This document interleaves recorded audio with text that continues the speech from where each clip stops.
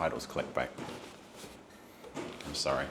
I'm actually putting the price of my mentorship down, but I'm putting the price of my coaching up.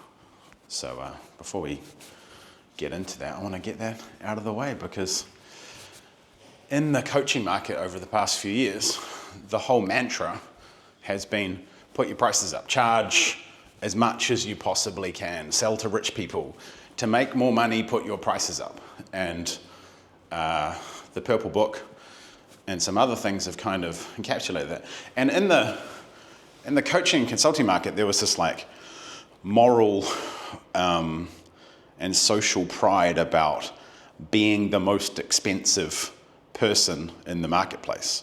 That if you were the most expensive coach, that somehow made you the best, which turned out not to be true in almost all cases. And over the past few weeks, I did an analysis of 2024. And I had this hunch towards the end of the year that I'm kind of disappointed in myself that I didn't, lean into and actually explore the data. That my best clients in my world were at two different price points. And I have a program called the Syndicate. And in the Syndicate, I started that program at $250 a week. And the founders got in, and most of those people are still there. But over time, as we naturally do, and in many cases should do, I raised the price of that program. And I raised it all the way up to $500 a week. And on a cohort analysis of the people who signed up at different levels, so people signed up at different levels of 250, 300, 350, 400, and ultimately 500. The interesting thing was the people who stayed the longest got the best results and ultimately were bought additional things like time with me, coming to Bali, private coaching, etc., were on the lower weekly prices. So the people who were paying me the least were the most valuable and got the best results, which, if you think about a sweet spot, is a rather good one, because if something is at a lower price, then in general you are going to be able to do higher volume of it and have an easier time selling it. And when you look at all the data, and then I looked at the subjective piece, the whole model around, the sovereign model about being solo, about selling without sales calls, etc., does depend a hell of a lot on the ease of things. Not easy, but the ease of them. Do you have ease in selling something? You don't have long, drawn-out sales conversations, back and forths, maybes, lots of thinking and decisions. There is lots of ease in selling it. It's, this is my situation, can you help me? Yes, this is what I've got, okay, let's do it. Or no, I can't do that, I can't afford it, etc., and it's taken off the table. And also the ease of keeping people in the game. The number one job of a mentor and ultimately a coach is, the number one job is to keep people in the game, because the thing that guarantees people failing is them falling out of the game. And I observe a lot in the kind of coaching and accidental mentorship market, because there's very few intentional mentors out there.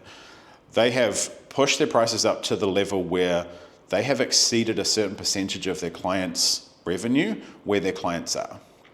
So they're working in an idealistic world, which is, I'm the most expensive, and if I help this client make more money, then I will, justify my fee, rather than a reality world that good, solid, long-term results take some time.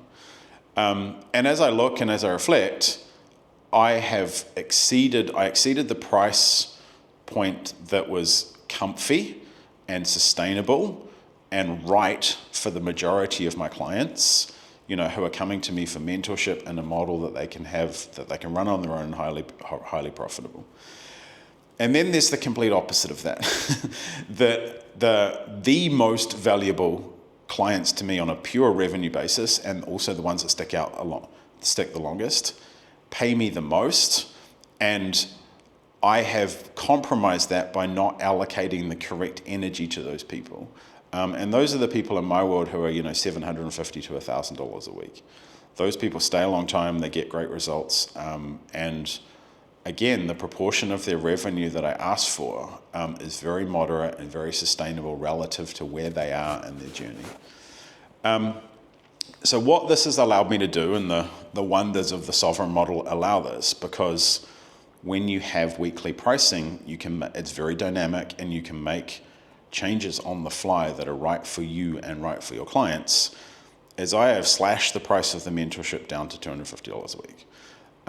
And what that has allowed me to do is make it a pure play mentorship program, what that means to me is I have the bandwidth to get a result, to explore strategies and results, get those results for myself, and share those insights with people.